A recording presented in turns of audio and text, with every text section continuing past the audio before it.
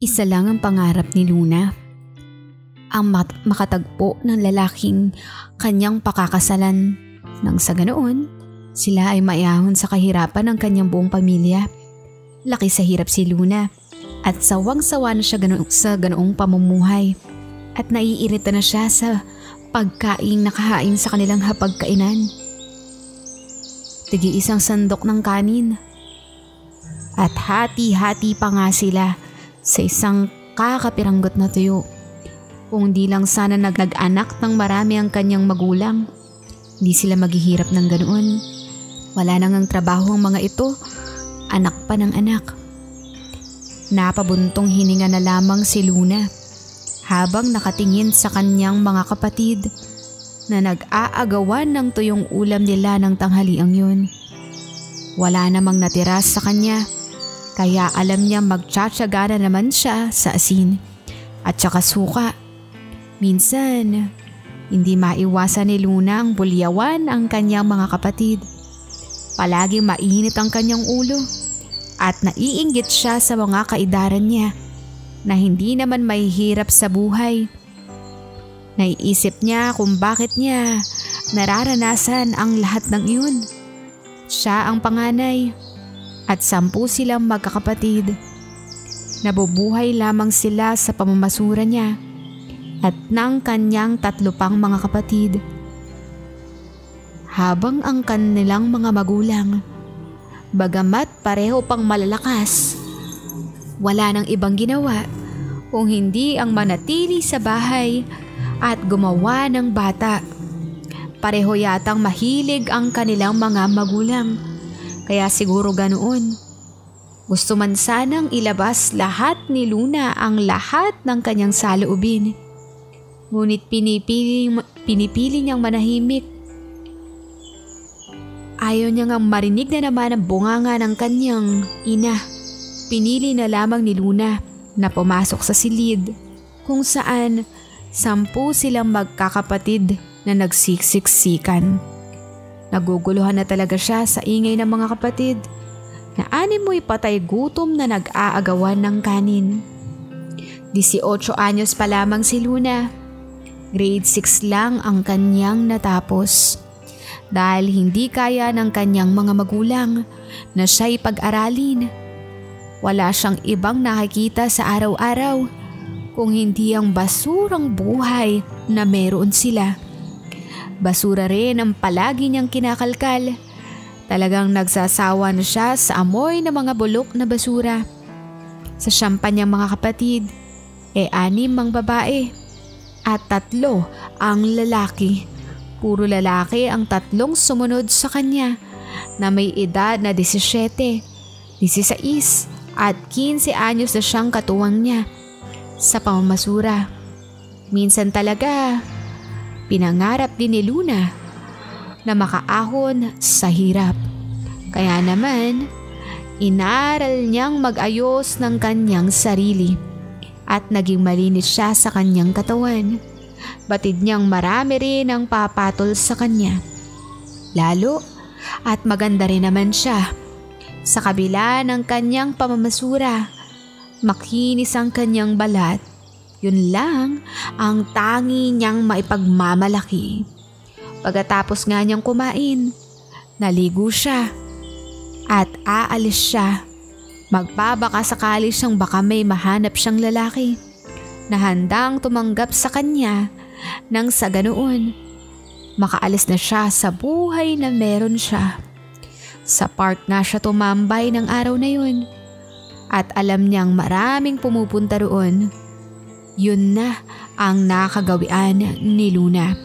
Ngunit sa ilang araw at linggong ginagawa niya yun, wala talaga siyang nahahanap. Hanggang sa hindi inaasahang daanan siya ng isang magarang sasakyan nang minsang naglalakad siya pa uwi. Hindi siya kinabahan at hinintay niyang bumaba ang may-ari ng sasakyan. Nakita nga niyang isang matandang lalaki na sa tansya pa nga niya ay nasa edad 60 anyos na.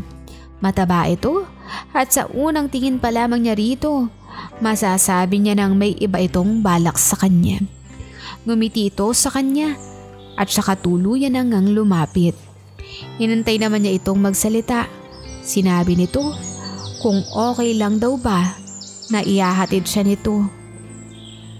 Naisip ni Luna na kung handa ang lalaki na pakasalan siya, papatol talaga siya. Makaalis lamang sa buhay na meron sila. Pumayag siya sa alok ng matanda kahit pa hindi nga niya ito kilala. Pinagbuksan pa nga siya nito ng pinto na mamahaling sasakyan. Kaya naman, sumakay na siya. Malamig sa loob sapagkat malakas ang aircon. Hanggang sa narinig niyang sinabi nito ang pangalan nito na si Greg. Hindi niya inaasahan ang sunod na inalok nito sa kanya. Inalok lamang siya nito ng 20,000 kapalit ng isang gabi. Halos lumuwa ang mata ni Luna dahil buong buhay niya hindi pa siya nakakahawak ng 20,000. At kapag pumayag siya sa kagustuhan ni Greg, mahawakan na niya ang ganoong kalaking halaga. Kaya naman sa kanyang kagustuhan ay pumayag siya. Laking tuwa ng matanda nang dalhin siya nito sa isang mamahaling hotel. Manghang-manghanga si Luna sa kanyang nakikita. Mamahalin ang lahat ng gamit sa hotel room na inukupan nila. Talagang kay lalambot ng sofa at kama. Hindi naman siya ganoong kainosente pagdating sa gagawin nila ni Greg. Kaya naman, inihanda na niya ang kanyang sarili.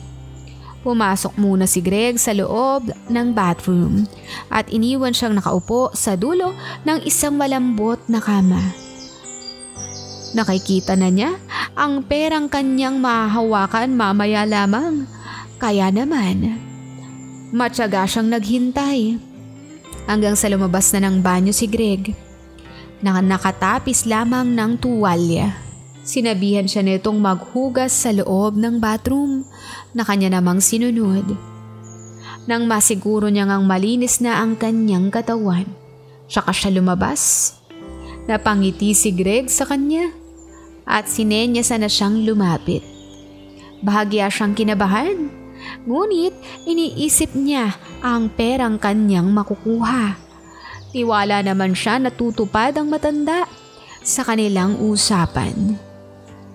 Bahagya pang ang napaigtad si Luna nang maramdaman ang magaspang na kamay ng matandang si Greg na banayad na umaplos sa kanyang pisngi. Maya-maya lamang, inila na siya ng matandang si Greg sa kama na kanya namang pinaunlakan. Nahiga nga ito sa kama at alam na kaagad niya na siya ang magdadala sa kanilang haharaping laban, kung saan pareho silang makakarating sa dulo. Agad na nga pumuesto si Luna at niyakap si Greg. Hindi alam ni Luna kung bakit nakakaramdam siya ng kakaibang tuwa nang mag-isa ang kanilang mga katawan. Hindi na nga napigilan ni Greg na maglikha ng ingay. Talaga nga sigurong napakasaya. Napapapikit pa nga si Luna ng mga sandaling iyon. Hindi niya nga alam kung saan kakapit. Parang baliw si Luna na hindi malaman ang gagawin. Naisip niya na bukod sa masisiyahan siya, magkakaroon pa siya ng pera. Ginalingan ang ginagawa niya. Kaya naman, awang ang mga labi ng matanda at ganoon din naman siya. Habol nilang pareho ang kanilang paghinga at talagang mas lalo pang sumidhi ang nararamdaman nila.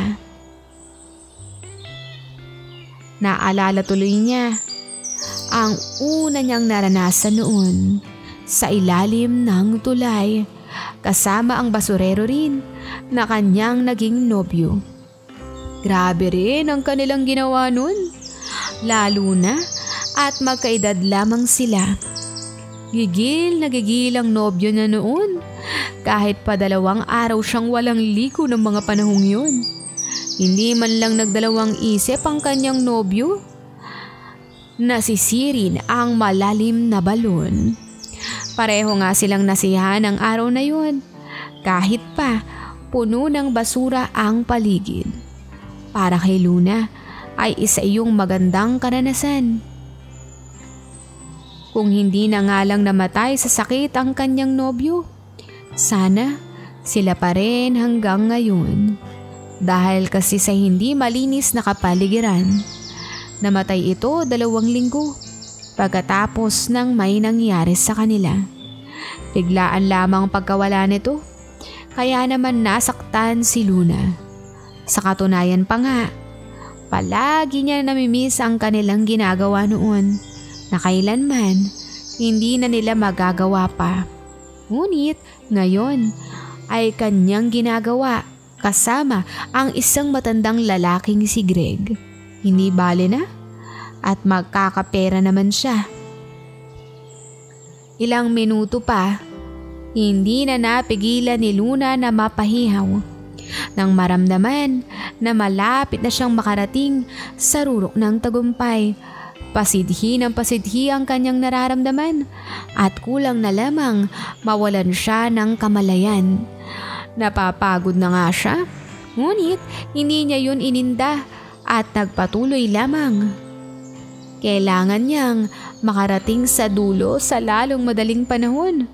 At alam niyang kapag natapos si Greg at nauna ito sa kanya, ay hindi siya makakarating sa dulo.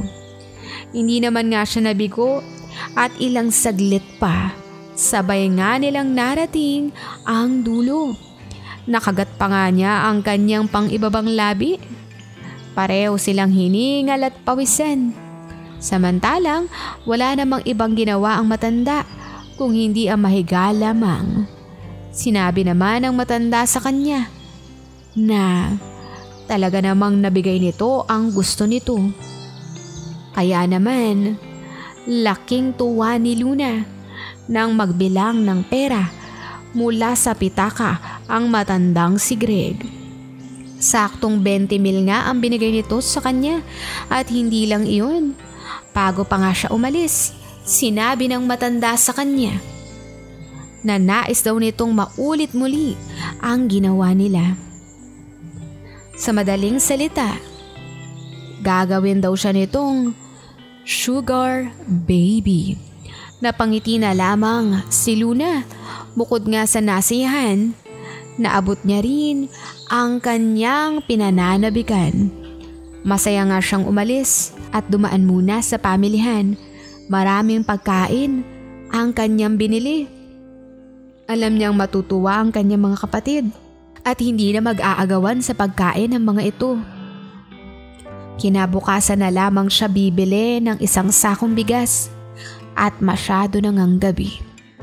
Malawak ang ngiti sa mga labi ni Luna. Kung araw-araw niya iyong gagawin, tiyak na may 20,000 siya araw-araw. Malaki na iyon para sa pangangailangan nilang mag-anak.